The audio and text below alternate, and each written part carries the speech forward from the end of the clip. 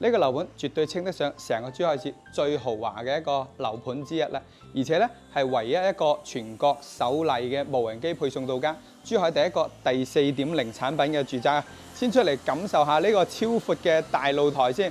喺珠海市，你見過有咁闊大露台嘅豪宅未啊？足足有25個平方，我背後就係一線無遮擋嘅海景啦！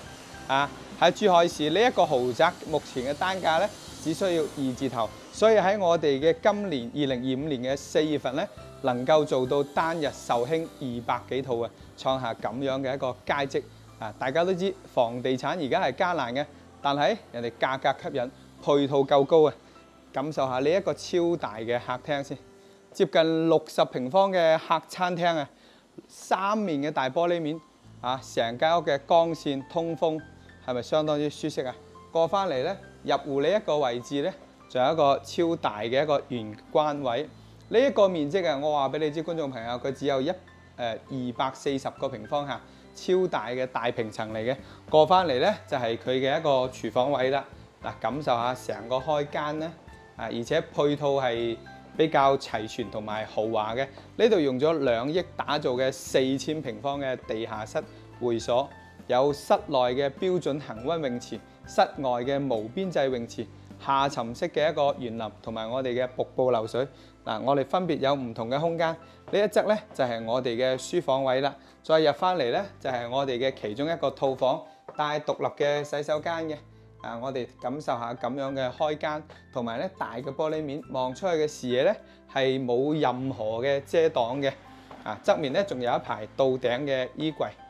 嗱，成個戶型咧，佢嘅佈局咧，我哋由門口呢個位置亦都可以介紹咧，睇下自己屋企門口獨立嘅電梯係咪有一種5星級酒店嘅感覺啊？呢個位置咧亦都係有個雜物空間，俾我哋帶我哋一啲歌賦嘅設備啦。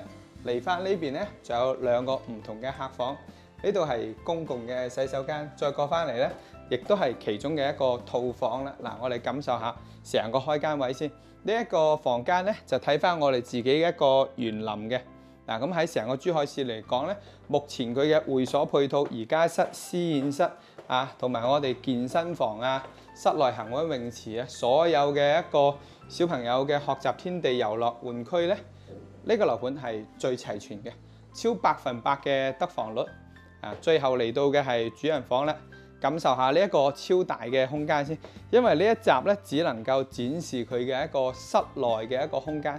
但係 Jason 咧更加想同你介紹嘅係佢呢個樓盤嘅外觀園林啦，以及係佢嘅一啲會所嘅專享配套。